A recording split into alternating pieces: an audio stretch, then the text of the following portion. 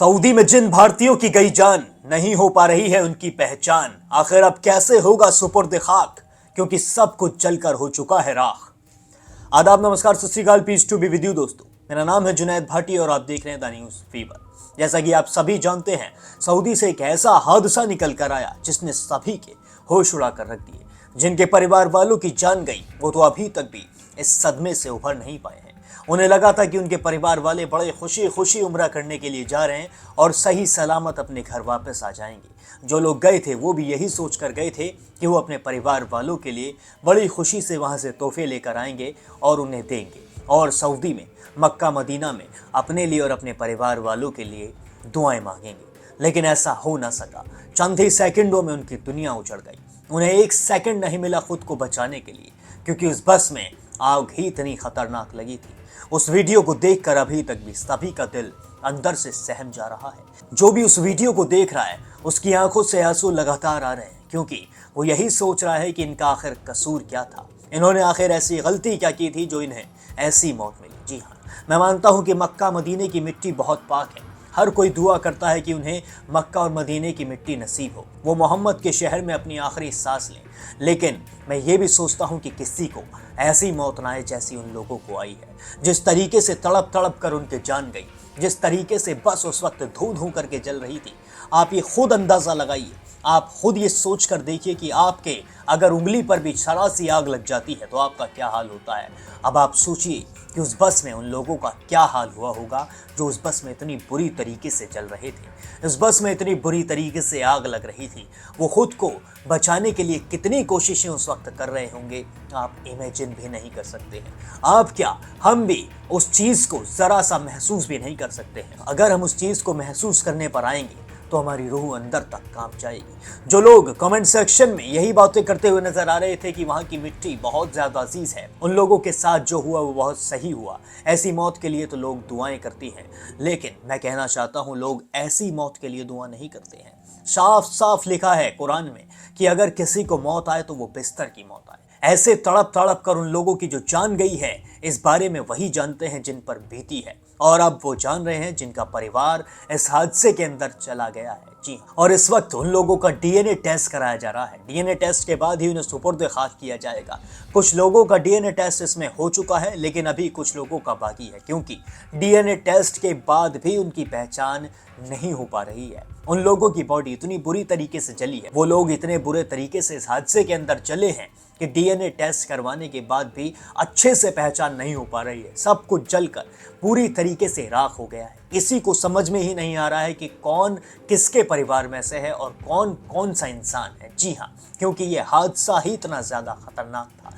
लेकिन अभी तक भी जो उस बस का ड्राइवर था उससे कोई भी पूछताछ की नहीं गई है, क्योंकि वो बस का ड्राइवर ही सब कुछ सच बता सकता है। ये सब आखिर हुआ कैसे था और क्या हुआ था आखिरी मौके पर, और जब पूरी बस के सभी लोग जल गए तो इस बस के अंदर से 2 लोग ही जिंदा कैसे निकले, ये भी अपने आप एक चौंका देने वाली बात है। मैं मानता हूँ, मैं खुशी जताता हूँ कि उन लोगों की जान बच गई, मैं शुक्र करता हूँ, लेकिन मैं ये भी जानना चाहता हूँ कि आखिर उस बस के अंदर हुआ क्या था। वो बच्चे, वो जवान, वो बूढ़े, वो महिलाएं, आखिर उनकी जान उस हादसे में कैसे गई। ये बस सामने खड़े टैंकर से कैसे टकराई, हम ये भी जानना चाहते हैं। हम उस ड्राइवर से सब कुछ जानना चाहते हैं, इसलिए वो ड्राइवर का सामने आना बहुत ज़्यादा ज़रूरी है। तेलंगाना के माइनॉरिटी मिनिस्टर ही इस पूरे मामले की देखरेख कर रहे हैं और वो सऊदी अरब जा भी चुके हैं। पूर्व क्रिकेटर और अल्पसंख्यक मंत्री ने भी कह दिया है कि अब जल्दी से जल्दी इन लोगों की पहचान करके इन्हें सुपुर्द खाक कर दिया जाएगा, और इन सभी के परिवार वालों के लिए सब्र की दुआएं करें।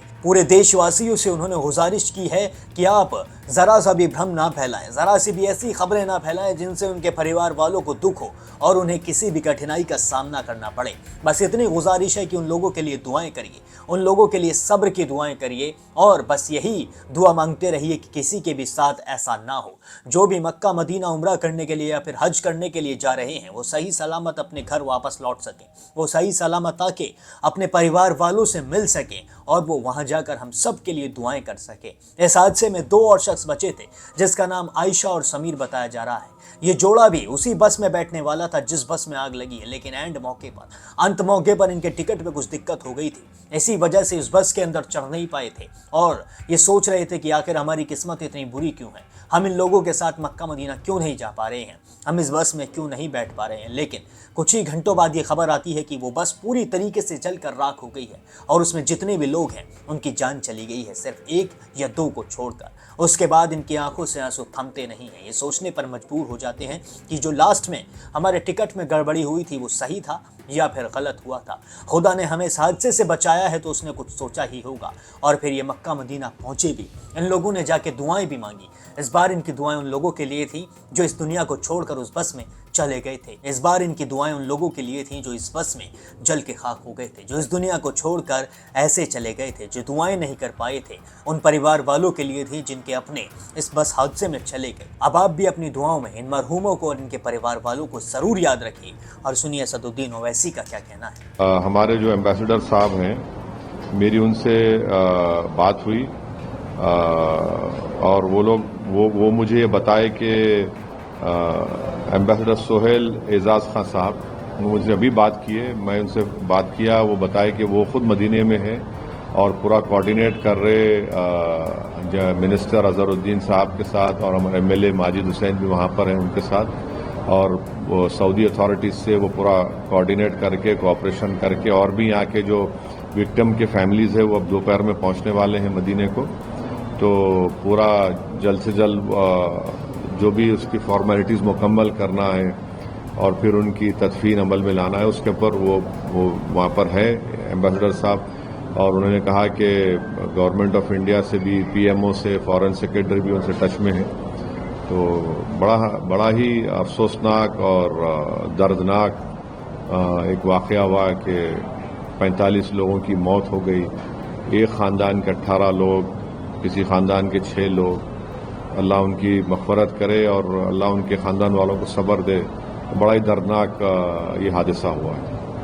बिहार की अगर हम बात, तो दोस्तों सुना आपने, ओवैसी साहब ने भी साफ तौर पर कह दिया है कि इस पूरे मामले की जांच गंभीरता से की जा रही है और आगे चलकर भी इस मामले की जांच गंभीरता से होनी चाहिए। उस ड्राइवर से सारी पूछताछ होनी चाहिए और जो शुएब जो इकलौता बचा है उससे भी पूछा जाना चाहिए कि आखिरी वक्त में आखिर ऐसा हुआ क्या था कि सब जल गए और तुम बस से एंड मौके पर आखिर कैसे कूद गए। सामने जो टैंकर खड़ा था वो टैंकर बहुत बड़ा था, उसे आखिर ड्राइवर ने देखने में इतनी बड़ी गलती कैसे कर दी, इतनी बड़ी बस को इतने बड़े टैंकर में जाके ऐसे कैसे ठोक दिया, ये सबसे बड़ा सवाल है। और इतने लोगों की जान आखिर ऐसे रोड पे कैसे चली गई, ये भी बहुत बड़ा सवाल है। इन सवालों के जवाब जब तक नहीं मिल जाते हैं तब तक हमें शांत नहीं बैठना है। अगर आप भी चाहते हैं उन सभी लोगों को जस्टिस मिल सके, उन सभी लोगों को इंसाफ मिल सके, तो आप भी कमेंट सेक्शन में जरूर लिखें जस्टिस फॉर इंडियन पीपल।